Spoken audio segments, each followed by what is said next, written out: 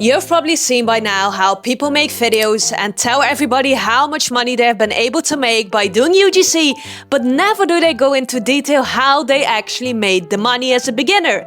So I'm going to give you a step-by-step guide on how you can land your first deal in the next 24 hours. So let's get right into it, how you are going to land your first UGC deal in this step-by-step guide. Make sure to like this video so you can always watch it back later as well, in the same way as you would have watched the university lecture back that you are studying for. That's how you need to see this video as well. Now, if you want to land your first UGC deal, there are multiple ways on how you can get your first deal. Most people online always talk about the inbound strategy. This means how you are uploading your videos on the internet. There's a potential chance that the videos that you upload, that they land on the For You page of a marketing person that's looking for UGC creators.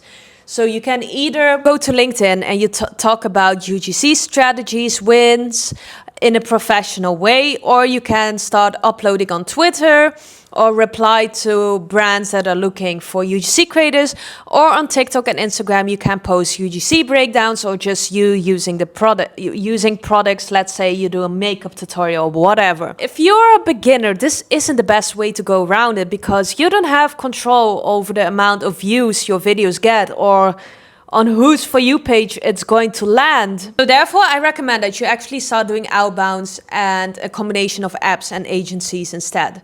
Outbounds mean that instead of the brands reaching out to you, you reach out to the brands. So you have way more control this way over the amount of emails you send out to potential brands.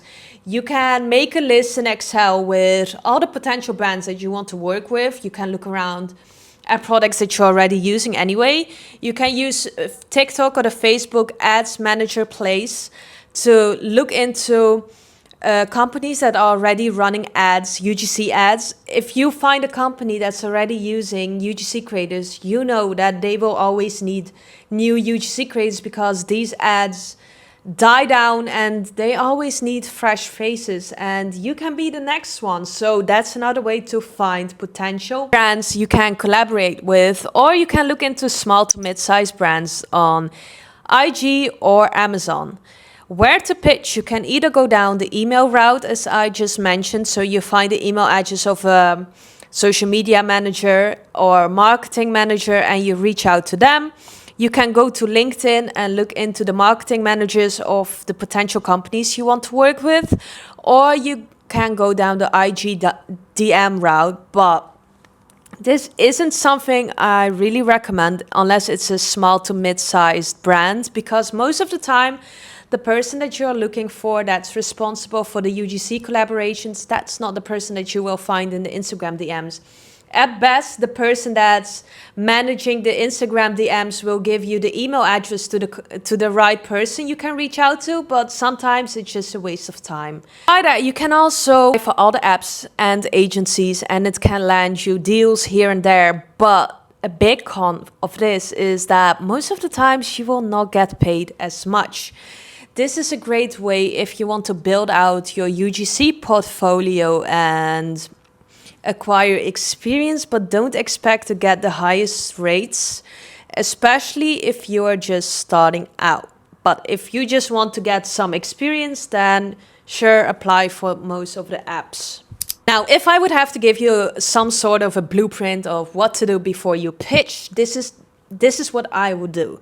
First, I would make a portfolio in Canva, and I've seen a discussion regarding this topic. Certain people say, no, you don't need a portfolio when you just start out, but I like to disagree, since I have my own UGC agency as well, because if I'm looking for creators and want to link them to a brand, I need to see what type of energy you have in your videos. And even if you have never worked with a brand before, you can still make example videos of you using some products, and I can see, okay, does this person understand the marketing behind it? Is this person capable of selling the product, whatever the product is? So I do actually highly recommend that you start off with a portfolio, and I will get into how to create a portfolio and what to add into it in a minute.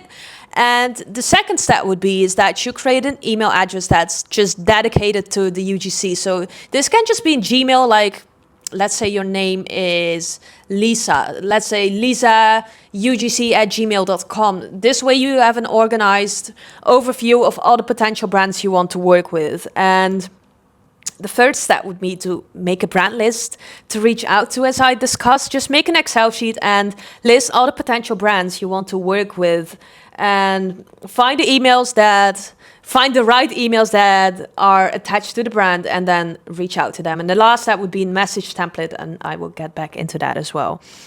So if you want to create a Canva portfolio, here are some video examples that I think you need to include to show the brands that you actually know how to create a good UGC video. Because a big mistake that I see people making, I will show it right over here. A lot of people have this tendency to think that UGC is aesthetic close-ups of the product, but the whole point of UGC, it stands for user-generated content.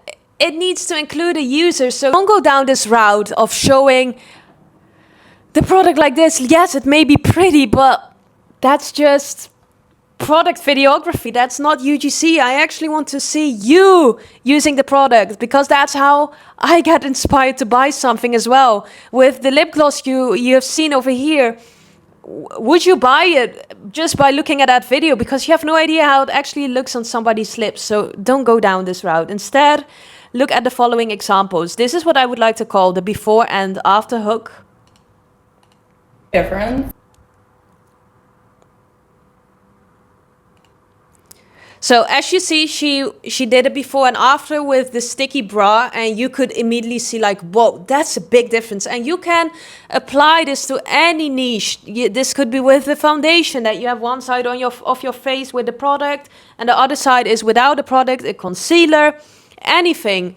If somebody has that included in their portfolio, I know, okay, this person understands what marketing is and how they can sell. This hook I would like to call like the FaceTime call hook.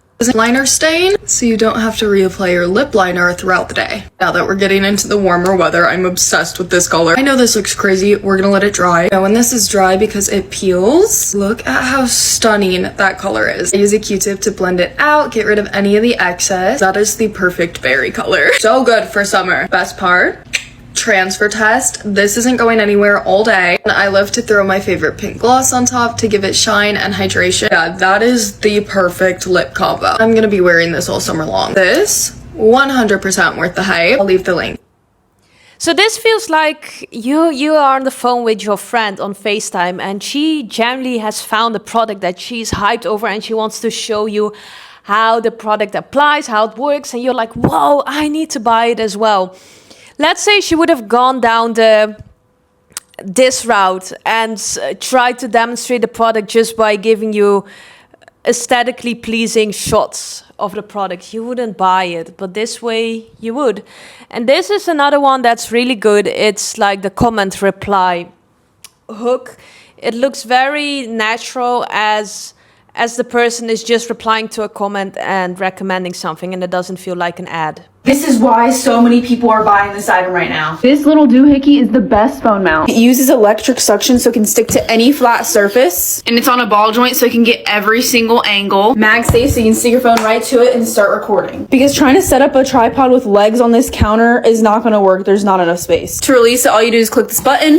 So she immediately demonstrates what the product can do in the first 3 seconds, and she also replies to a comment which makes it seem like it's not an advertisement but an actual TikTok, and that's the whole point of good UGC. It needs to feel like a TikTok and not an advertisement. Now this is my UGC portfolio example. At the end of the video I will link it down below for you, so if you want to use this template as well, you can. But this is how I have it set up, and I'm not saying that this is the only approach to go about it, but this is something that has worked really well for me. An about me section, past client section. Obviously, when you just start out, you don't have any past clients, but if you have a couple of them, make sure to add it, because it adds up to your credibility and it makes more brands want to work with you. This is a case study. This is also something you can only do if you actually have brand experiences. But that way you can actually show I'm not just somebody that makes videos. I actually understand the marketing part of it as well. What you can do with what you can do is you can also include a couple of videos that you have created with products you already own, as I've showed over here. And with each example, you can actually tell them about the strategy you used for your videos. So brand owners actually know, okay, this person isn't just making funny little videos. She's actually a marketing person that understands why certain videos are performing well, and they can replicate the same results for our brand and bring a good return on investment.